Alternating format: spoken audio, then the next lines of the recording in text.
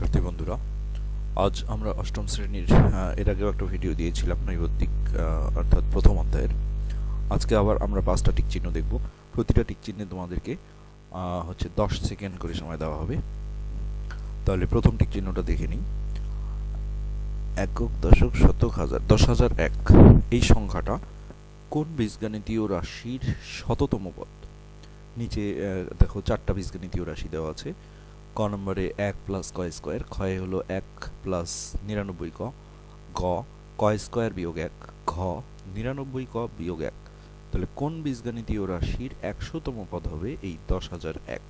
আমরা 10 থেকে 12 সেকেন্ড পরে আবার ফিরে আসছি, তোমরা ট্রাই করো।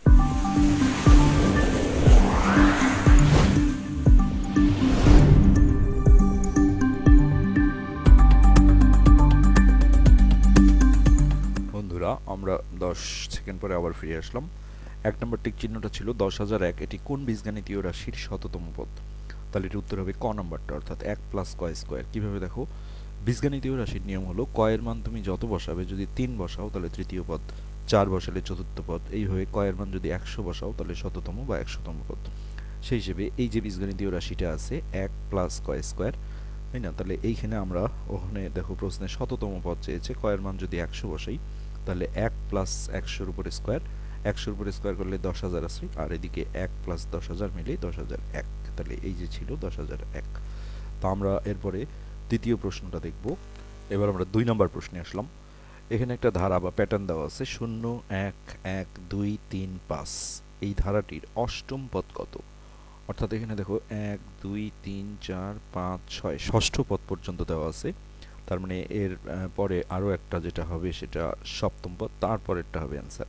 কোনো একটা বৈশিষ্ট্য এখানে আছে। তো আমরা এখানে 10 সেকেন্ড পরে আবার ফিরে আসছি, তোমরা ট্রাই করো।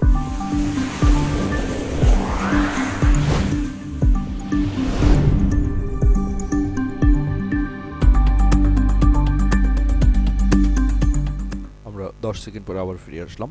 2 নম্বর টিক চিহ্নটা ছিল এরকম 0 1 1 2 3 5। এই ধারাটির অষ্টম পদ কত? আচ্ছা, এখানে ব্যাখ্যা, উত্তরটা হলো ঘ নম্বর, অর্থাৎ 13। কিভাবে উত্তরের ব্যাখ্যা দেখো, এই ধারাটা ছিল এর আগে এরকম একটা টিক চিহ্ন আগের ভিডিওতে ছিল যে ফিবোনাক্কি কি, যে পাশাপাশি দুটি সংখ্যার যোগফল, অর্থাৎ এই 0 আর 1 যোগ করলে এই পরের সংখ্যাটা অর্থাৎ 1 এর সমান, আবার এই 1 আর 1 যদি যোগ করো তাহলে পরের সংখ্যাটা 2 এর সমান, আবার 2 আর 3 যোগ করলে পরের সংখ্যাটা 5, এটা 5 এর সমান। এই সংখ্যাগুলোকেই বলা হয় ফিবোনাক্কি সংখ্যা। সেক্ষেত্রে এইখানে অষ্টম পদ চেয়েছে, তার মানে এর পরে যে পদটা আসবে এটা হবে কত?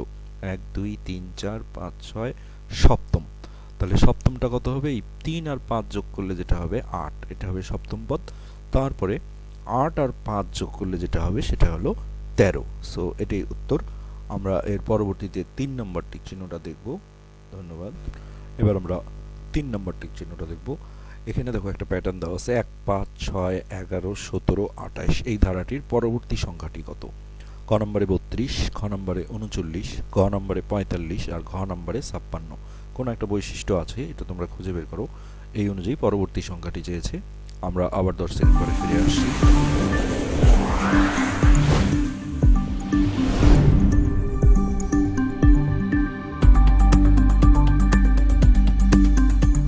এবার আমরা দেখব 3 নম্বর টিক চিহ্নের সঠিক উত্তর।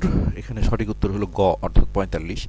কিভাবে দেখো, এই প্যাটার্নটাও কিন্তু ফিবোনাক্কি ছিল, অর্থাৎ এই 1 আর 5 যোগ করলে 6 পরের সংখ্যাটা, আবার 5 আর 6 যোগ করলে পরের সংখ্যা 11 সমান, আবার 6 আর 11 যোগ করলে পরের সংখ্যাটা 17 সমান। হ্যাঁ, এইভাবে যদি আমরা ভাবি তাহলে 17 আর 28 যোগ করলে পরের সংখ্যাটা আসবে, অর্থাৎ 17 যোগ 28 করলে কিন্তু 45 আসে। তো এরপরে আমরা 4 নম্বর টিক চিহ্নটা ইচ্ছে করলে আসলে এই ভিডিওতেই দেখে আসি। এই 4 নম্বর টিক চিহ্নটা ছিল এরকম 3 5 8 12। হ্যাঁ, এই প্যাটার্নের পরবর্তী সংখ্যাটি কত? আমরা আবারও 10 সেকেন্ড সময় দিলাম তোমাদেরকে। 10 সেকেন্ড পরে আবার আমরা ফিরে আসছি।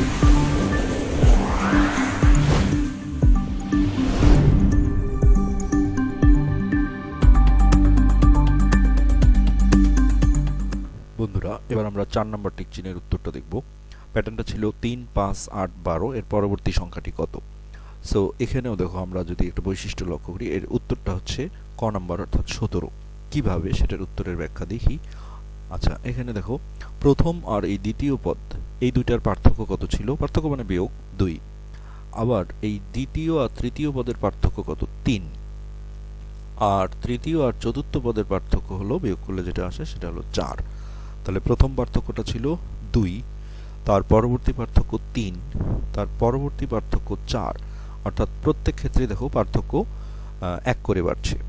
তাহলে যদি 1 করে বাড়ে তাহলে এইখানে যে সংখ্যাটা আসবে, তাই না, তাহলে এই সংখ্যাটার আগের পার্থক্যটা যেহেতু 4 ছিল, এখন পার্থক্যটা হতে হবে 5, মানে 12 আর এইখানে যে সংখ্যাটা আমরা বসাবো পরবর্তী সংখ্যা, এই দুটার পার্থক্য হতে হবে 5, যেহেতু প্রতি ক্ষেত্রেই পার্থক্য 1 1 করে বাড়ছে। তাহলে 5 হতে গেলে তাহলে আমি 12-র সাথে যদি 5 যোগ করি, 13, 14, 15, 16, 17, এই 17ই হলো এটার উত্তর। পরবর্তীতে আমরা একসাথেই 5 নাম্বার টিক চিহ্নটাও দেখে আসি। 5 নাম্বার টিক চিহ্নটা ছিল, এখানেও দেখো একটা প্যাটার্ন দেওয়া আছে, 2, 3, 5, 7 এই তালিকার সপ্তম পদ কত? তাহলে এখানে প্রথম, দ্বিতীয়, তৃতীয়, চতুর্থ, হ্যাঁ চতুর্থ হলো 7, এইভাবে সপ্তম পদটা কত এটা চেয়েছে। আমরা 10 সেকেন্ড পরে আবার ঘুরে আসছি, তোমরা ট্রাই করো।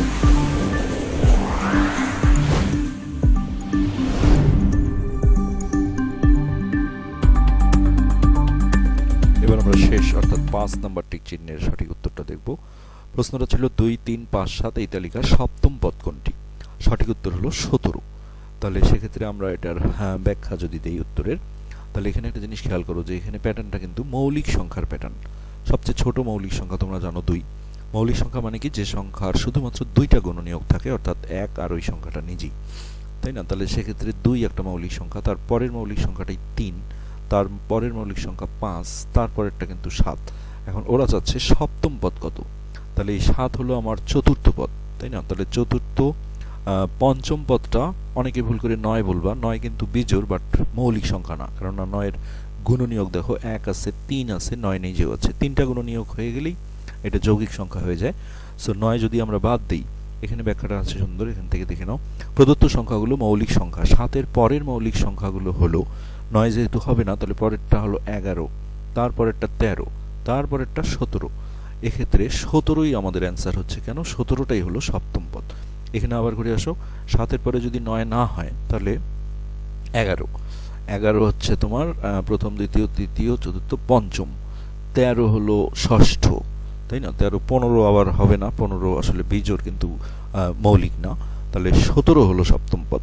আশা করি বুঝতে পেরেছো। এর পরবর্তীতে আমরা এইভাবেই আবার ভিডিও নিয়ে আসবো, সঙ্গে থাকবে। ধন্যবাদ।